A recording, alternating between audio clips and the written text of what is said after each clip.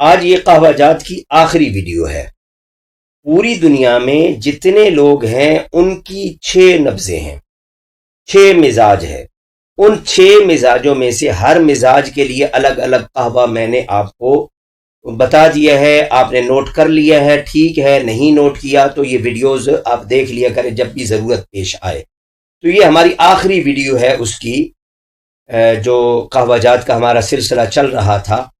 تو ان ویڈیوز کو آپ اپنے پاس نوٹ کر لیں، زیادہ بہتر ہے۔ ان تمام نسخہ جات جو میں نے عرض کیے ہیں، نسخہ لکھیں، نیچے اس کے فوائد یا کن امراض کے لیے یہ استعمال ہو سکتا ہے۔ السلام علیکم ورحمۃ اللہ وبرکاتہ۔ سب سے پہلے گزارش یہ ہے کہ آپ کو ویڈیوز اچھی لگیں تو آپ اس کو لائک کیا کریں، شیئر کیا کریں، کمنٹس بار میں اپنی قیمتی آراء کا یا کسی مرض کے لیے آپ کو نسخہ چاہیے ہو تو آپ ان کو اس کا اظہار کیا کریں۔ یہ کل کی بات ہے، مجھے ایک ساتھی نے پشاور سے فون کیا، اس نے کہا جی یہ جو آپ کی دوائی ہے اس کا نسخہ بتا دیں۔ میں نے صرف نسخہ نہیں بتایا، میں نے اس کو پورا بنانے کا طریقہ بتایا۔ 10-12 گھنٹے میں وہ دوا تیار ہوگی، پورا طریقہ میں نے اس کو بتا دیا، بھئی اس طریقے سے تو نے دوا بنا لینی ہے۔ مجھ سے منگوانا چاہیں تو بھائی ڈاک مجھ سے منگوا سکتے ہیں، اگر آپ خود بنانا چاہیں تو آپ خود بنا سکتے ہیں، اس میں کوئی مسئلہ نہیں ہے۔ میرا رزق آپ کے ہاتھ میں نہیں، آپ کا میرے ہاتھ میں نہیں ہے۔ تو سب سے پہلے اس قہوہ کے فوائد کو نوٹ کر لیں۔ یہ قہوہ جمے ہوئے اور خراش دار، وہ بلغم جس کی وجہ سے خراش بھی ہو اور بلغم باہر نہ نکل رہی ہو، اس کو پتلا کر کے خارج کرتا ہے۔ اس کے استعمال سے گلے کی خراش ختم ہو جاتی ہے۔ نزلہ اور خراش والی جو کھانسی ہے اس کو، یعنی خشک کھانسی، یا جس سے خشک کھانسی بھی ہے ساتھ خراش بھی ہے گلے میں، تو اس خراش کو یہ ختم کر دیتا ہے۔ جس میں زردی مائل یعنی پیلا بلغم نکل رہا ہو تو اس میں بھی یہ بہت زیادہ فائدہ دیتا ہے۔ دمہ کے ایسے مریض جن کو کبھی نہ کبھی سوزاک ہو، یہ قہوہ ان کے دمہ کو جڑ سے نکال دیتا ہے۔ الرجی یا چھپاکی میں یہ قہوہ فوراً فائدہ کرتا ہے، مگر یہ ان مریضوں کو دینا چاہیے جن کا مزاج صفراوی ہو۔ صفراوی، آپ اس کو آسان، جن کی رنگت میں کچھ پلاہٹ ہو، آپ یہ ذہن میں رکھ لیں۔ جب پیشاب کھل کر نہ آ رہا ہو، قطرہ قطرہ آ رہا ہو، پیشاب کی نالی میں زخم ہو، گردہ اور مثانے سے پیپ کا اخراج ہو رہا ہو، تو اس قہوہ کو ضرور استعمال کریں۔ انشاءاللہ اس کے استعمال کرنے سے پیشاب بھی کھل کر آئے گا اور جو قطرہ قطرہ رک کر آ رہا ہے وہ تکلیف بھی ختم ہو جائے گی۔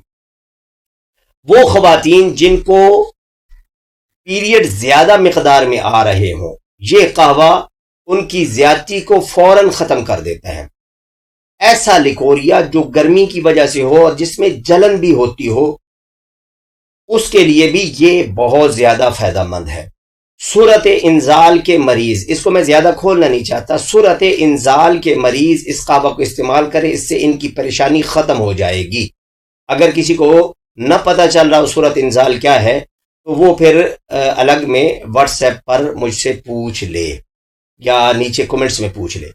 جریان خون یعنی کسی بھی جگہ سے جسم سے خون نکل رہا ہو تو یہ قہوہ اس کے لیے بہت فائدہ مند ہے۔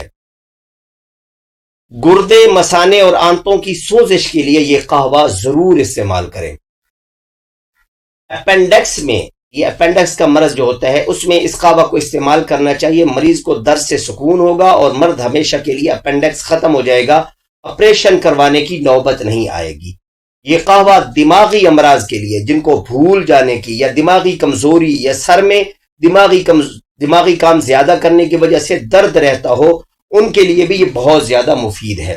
جو نسیان کے مریض ہیں، بات بھول جاتے ہیں، یا جنہیں نفسیاتی مرض لاحق ہو گئے ہوں، اللہ نہ کرے، تو یہ ان کے لیے بہت مفید ہے۔ یہ قہوہ دماغ کی خشکی کو دور کر کے سکون دیتا ہے۔ لکھنے پڑھنے والے لوگ جن کا ذہنی کام ہے، ان کے لیے یہ قہوہ ہمیشہ فائدہ پہنچاتا ہے۔ وہ اتنا کریں کہ صبح و شام یہ قہوہ ایک کپ پی لیں تو انشاءاللہ ان کا بڑا ذہن جو ہے وہ حشاش بشاش رہے گا۔ تو قہوہ کے اجزاء نوٹ کریں۔ ملٹھی آدھا چمچ، برگ بانسا آدھا چمچ، املتاس کا گودا آدھا چمچ۔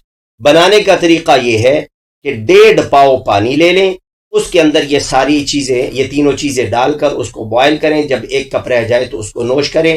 شوگر ہے تو میٹھا نہ ڈالیں، شوگر نہیں ہے تو میٹھا ڈال لیں۔ دعاؤں میں مجھ سمیت پوری امت کو یاد رکھیں۔ السلام علیکم ورحمۃ اللہ وبرکاتہ۔